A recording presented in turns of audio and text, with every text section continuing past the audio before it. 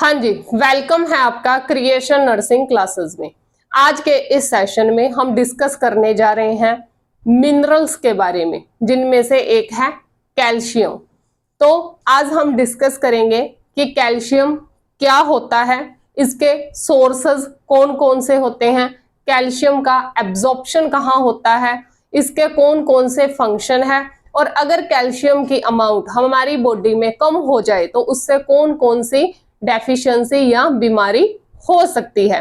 तो चलिए स्टार्ट करते हैं हम आज का कंसेप्ट जो कि है कैल्शियम। तो कैल्शियम क्या है? कैल्शियम एक मिनरल है। क्या है ये? एक मिनरल। कैल्शियम एक मिनरल है जो कि मिनरल के जो टाइप्स हैं उनमें मेजर मिनरल्स के अंदर आता है।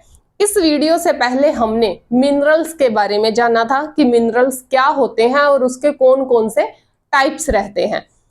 अगर आप मेरे इस चैनल पर न्यू हैं तो आप इस वीडियो के नीचे डिस्क्रिप्शन लिंक में जाके वहां आप अनदर जो वीडियोस हैं उन्हें सर्च कर सकते हैं या देख सकते हैं। तो वही मैंने मिनरल्स के बारे में भी वीडियो पहले ही अपलोड कर दी है। तो मिनरल्स का एक टाइप है कैल्शियम, जो कि मिनरल्स क्या है, एक मेजर मिनरल है। अब होता क्या है कैल्शियम, कितना जरूरी है हमारी बॉडी में? तो ये मोस्ट अबंडेंट, मतलब बहुत ही ज्यादा क्या है, मेन है, इंपॉर्टेंट है। अबंडेंट का मतलब बहुत ही ज्यादा इंपॉर्टेंट होता है। हमारी बॉडी के अंदर 99% जो है वो क्या होता है, जो कैल्शियम है वो बोन्स के अंदर और टीथ के अंदर रहता है। यानी कि जो कैल्शियम के 100% में से जो 99% रहेगा वो रहेगा बोन्स और टीथ में, और जो बचा 1% वो रहेगा एक्स्ट्रा सेलुलर फ्लूइड के अंदर। यानी कि 1% इसकी अमाउंट एक्स्ट्रा सेलुलर फ्लूइड में, और बाकी जो 99% है वो क्या बनाएगा, हमारी बोन्स और टीथ बनाता है। इसके बाद देखें अगर इसकी अमाउंट टोटल कितनी होती है, 1 से 1.5 kg टोटल कैल्शियम हमारी बॉडी में पाया जाता है। बात करते हैं इसके एब्जॉर्प्शन की। तो इसका एब्जॉर्प्शन होता है हमारी बॉडी में ड्यूोडेनम वाले पार्ट में। ठीक है, कौन से पार्ट में? ड्यूोडेनम वाले पार्ट में होता है। जो हमारी इंटेस्टाइन रहेगी, इंटेस्टाइन के जो पार्ट रहते हैं, जेजुनम, इलियम, ड्यूोडेनम, तो उस ड्यूोडेनम वाले पार्ट में, ड्यूोडेनम का भी कौन सा, फर्स्ट और सेकंड वाला जो पोर्शन है वहां सबसे ज्यादा एब्जॉर्प्शन होता है कैल्शियम का।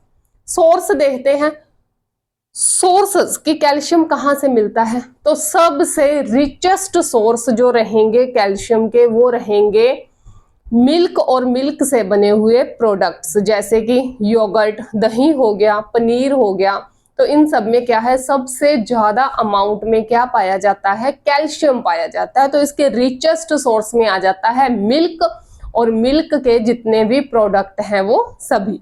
इसके बाद कुछ बीन्स हैं, फिश हो गया, एग हो गया, कैबेज, वेजिटेबल्स होगी, ग्रीन जो वेजिटेबल्स हैं, ग्रीन वेजिटेबल्स में भी कैल्शियम रहता है, लेकिन मिल्क से थोड़ा कम अमाउंट में। ये कह सकते हैं कि मिल्क क्या है, इसका ग्रेटेस्ट या सबसे रिचेस्ट सोर्स है।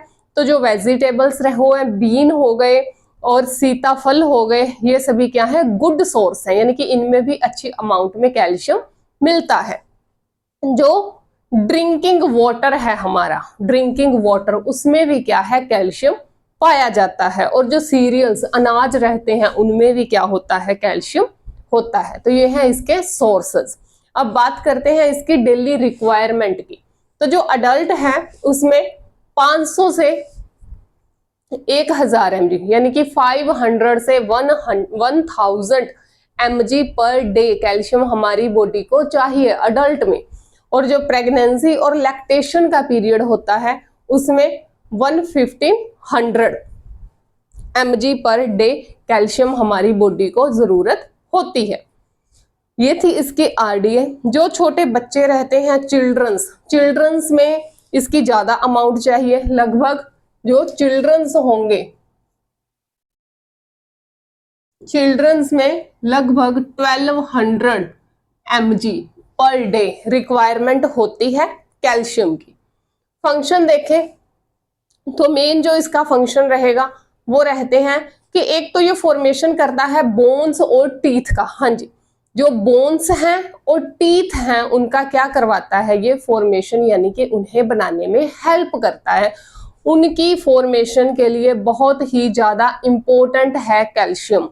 इसके बाद कोएगुलेशन ऑफ ब्लड का क्या करता है, कोएगुलेशन मींस रक्त का थक्का जमाने में ये हेल्प करता है। क्यों?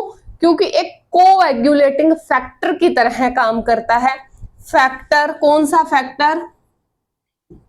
फैक्टर फोर्थ, ठीक है, फैक्टर फोर्थ की तरह कहां वर्क करता है ये, कोएगुलेशन ऑफ ब्लड में क्या करता है, हेल्प करता है, रक्त का थक्का जमाता है। उसके बाद है नॉर्मल फंक्शन, किस चीज के, जो हमारी नर्व सेल्स हैं, हमारा जो कार्डियक मसल्स हैं, कार्डियक मसल में कौन सी, मायोकार्डियल मसल हो गई, और इसके अलावा जो हमारी वैसे मसल्स हैं बॉडी की, तो इन सभी के जो नॉर्मल फंक्शंस हैं उनमें क्या करता है, हेल्प करवाता है, उनकी मेंटेनेंस करता है। इसके बाद देखते हैं एक्टिवेशन ऑफ एंजाइम्स। कुछ ऐसे एंजाइम्स और हॉर्मोन्स होते हैं जिन्हें ये क्या करता है, कैल्शियम एक्टिवेट करता है ताकि वो अपने फंक्शंस कर सके। तो एंजाइम्स और हॉर्मोन्स के एक्टिवेशन के लिए भी ये जरूरी है। इसके बाद है जो हमारी कैपिलरी वॉल होती है, कैपिलरीज क्या होता है, आर्टरीज और वेन्स के बीच का जो जंक्शन है उसे क्या बोलते हैं, कैपिलरी बोलते हैं। तो कैपिलरी की जो वॉल है उसकी परमेबिलिटी होता है पारगम्यता, ठीक है, बाहर से कोई चीज अंदर आ रही है उस वॉल के थ्रू पार करना, पारगम्यता, किस चीज को अंदर जाने देना है किसे नहीं, तो उस परमेबिलिटी को कौन मेंटेन करके रखता है या रेगुलेट करता है, कैल्शियम रेगुलेट करके रखता है। तो ये थे इसके कुछ फंक्शंस। तो फंक्शंस में मेन फॉर्मेशन करेगा ये टीथ का और बोन्स का, कोएगुलेशन ऑफ ब्लड में हेल्प करता है क्योंकि एक कोएगुलेटिंग फैक्टर की तरह वर्क करेगा। कौन सा कोएगुलेटिंग फैक्टर, फोर्थ। इसके बाद जो मायोकार्डियल मसल्स हैं हार्ट की, उनके जो फंक्शंस हैं उनमें हेल्प करता है। नर्व सेल्स हो गई, नर्व सेल्स में कौन से, जो एक्टिन और मायोसिन्स रहते हैं जो क्या करते हैं, सेंसेशंस को लेके जाते हैं, तो उनके लिए ये बहुत ज्यादा जरूरी है। और रेगुलेशन करवाता है जो हमारी वॉल है, कैपिलरी वॉल है, उसकी परमेबिलिटी को मेंटेन करके रखता है। अब देखते हैं इसका ब्लड कैल्शियम जो लेवल है, यानी कि हमारे ब्लड के अंदर कैल्शियम का कितना लेवल होना चाहिए। तो इसका 9 से 11 mg पर DL इसका नॉर्मल वैल्यू है। हमारे ब्लड के अंदर कैल्शियम की नॉर्मल वैल्यू 9 से 11 mg पर DL होती है। अगर कैल्शियम का लेवल 9 mg से कम हो जाता है तो इसे क्या बोलते हैं, हाइपोकैल्सीमिया की कंडीशन आ जाती है। अगर 9 से कम हो रहा है तो हाइपोकैल्सीमिया, और अगर 11 से ज्यादा हो रहा है तो हाइपरकैल्सीमिया। यानी कि अगर 11 से ज्यादा हो गया तो हाइपरकैल्सीमिया, यानी कि कैल्शियम ज्यादा अमाउंट में क्या होगा, हमारी बॉडी के अंदर डिपॉजिट होना स्टार्ट हो जाएगा।